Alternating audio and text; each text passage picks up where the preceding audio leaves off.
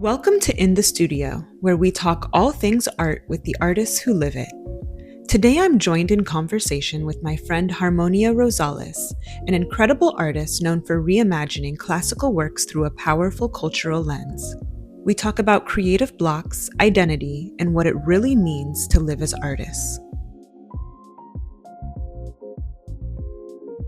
Did you always know that you wanted to be an artist? I did always want to be an artist because I knew that was something I felt a love for, but different influences had led me astray. So to me, it's interesting because we did both grow up with artistic families. Yes. I went to typical art school, Howards. Everything I did was centered around arts, always.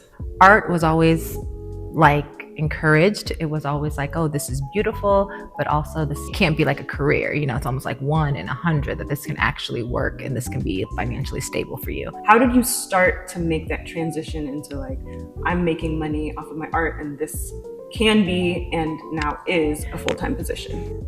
I first had to have that want. This is what I want. And I had to block everybody else out. And I really started planning out. I got a notebook. This is where I want to be. And I kept on thinking about that. And when I really planned it out like a web, this is where I want to be. This is how to get there. It became reality. Oh, it's attainable. I can do this, When you're actively doing something and you're thinking positive, that positive energy, I don't know, it just changed my life. I think it finds you. Because I remember I had graduated from film school and I was just working in the film industry. I was behind a desk. You behind a desk? Yeah. But things just happened, disastrous things. And it was all I had left was my art. And when I started doing that, things started thriving around for me. And also my art practice itself and the career itself just started thriving. So wait, that moment you were behind the desk, and then what was that moment that it was must have been a thought, it must have been something that oh, I was miserable. I was so when I tell you, it was almost supernatural because the things that were happening around me, my life felt like it was in shambles. Everything that could go wrong went wrong. Yeah. And it was just an ending point, and it kind of canceled itself out, right? That job. Yes. Because of everything. So it was all everything in the universe was telling you okay, girl, we're not going to start this cycle. What was that transition moment? Did you buy the stuff? Did you already have the stuff to create? Well, I already had it. So I was always creating. At that job, I would take my lunch breaks and go in my car and do my collage. And that was wow. Get my 30 minutes in. Because to get to work, it was an hour there, an hour back. So by the time I got home, I was B. And I would still do work when I got home, but I was still That's dedication to your work. Yeah. One thing that you do need to be a full-time artist is you got to be a little bit insane or crazy about your work. Nobody can tell you that you can't do it. What I am doing is working and going to work. Mm-hmm. It's just a whole nother level of drive that you have to have. Yeah. To be yeah, this is what I'm going to do full-time. And guts and risks. And That's why I love that there are people like us that are independent, and we're going to do it anyway. How do you keep that focus and keep that love for your work when you're in that place of there's nothing moving, your work is not selling at that moment? The reason why you have what we think of as burnout is because we need that rest to create the next piece. So it's there for a reason. And I am a big believer in embracing those times and either focusing my energy elsewhere or relaxing. Mm-hmm. I will take a vacation.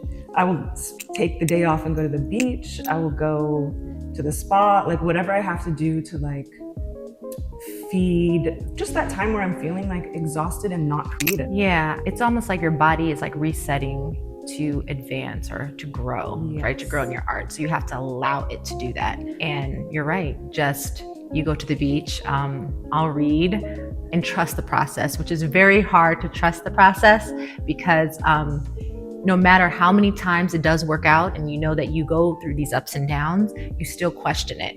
But what I found is when you know who you are and everything stems from who you are and how you feel, and you're honest with your feelings, things are always going to emerge. And that's how I've always experienced this type of pause.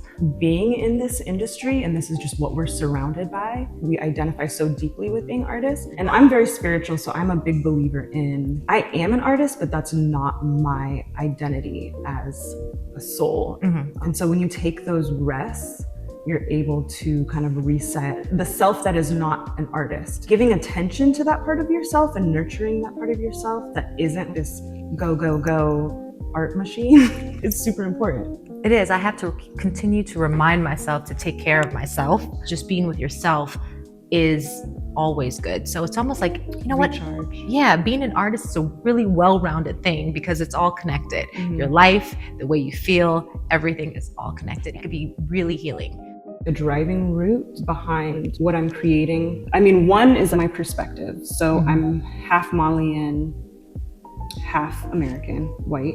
I'm coming from the perspective of understanding both cultures. It's almost therapeutic for me because it was such a confusion growing up. Being bicultural, being biracial, identity was confusing to grasp. That journey of finding self, that's the point of view that I'm creating my artwork. Do you feel more attached to a certain side? And then why? I mean, I definitely feel more attached to my Malian side. Why? For sure. Energetically, I always felt happier, more alive, more free, more myself when I was there. But there's also that weird contrast because it's like I'm not full Malian, and I felt that like ever since I was little. You know, I'm definitely lighter skin, like my hair looks different. So it's like I stuck out like a sore thumb, pretty much pointing out the differences. Like almost like a slight outcast when you were in Mali, even though alienated. But then when you came here, did you feel alienated? Yes. And you felt more like you were seen as being other in both places for different reasons. And so historically, a lot of my work has been about that. Did you ever feel that? Yeah, so I hear a question that comes up every now and then of like, okay, so you're painting African work, but are you, because of the way I look, because I have a mixed background as well. My father is Afro-Cuban. He identifies as Afro-Cuban. And then my mother is Jamaican and Jewish. I didn't know my Jewish side at all, which is my mother's father. But I knew my Jamaican side. So Jamaican, and you have Afro-Cuban. I was very connected to just the African roots. However, I happen to be this color, even though my siblings are darker than me. I had this also mixed thing of never fitting in. It was so many people trying to change how I look, and I'm trying to conform to maybe I should look like this, maybe I should look like that I found myself erasing anything that can identify me as anything African, right? My hair, straightening my hair. This is why I like wearing my hair out. With my art, when I began to create this and be like, what is the issue with this like light skin and dark skin, and light skin being like more beautiful and all this like, and hair be more silky? How do we heal this? Like, how could I heal my grandmother? Well, let me start from the roots. And that's when my research started to happen. I was like, you know what? It all stems from, first of all, if you look at beauty and you look at the gods and Venus as being the most beautiful and light skin, it's like, oh, no. Let's change up that beauty standard. Let's write these stories. Instead of a male dominating world, we can add the women in there. And just by incorporating what's missing, I was hoping to like break up the foundation so we can build again. May not be painting myself on the canvas, but I do have everything that I've been feeling and struggling with on the canvas, and I'm healing that. Artwork is definitely therapeutic. We're human, so we all want to belong somewhere. So just that aspect, my art helped fill that void in a lot of ways. Altogether, it's really a self-healing journey because we did grow up in a world where there are certain beauty standards and they are very Eurocentric. You know, it's unfortunate, but art is, the catalyst for a lot of movements. And when women are creating art of women through our eyes and what we see as beautiful, that does help start this change, that hierarchy of Eurocentric beauty. I know both of our artwork dismantles that. Yep.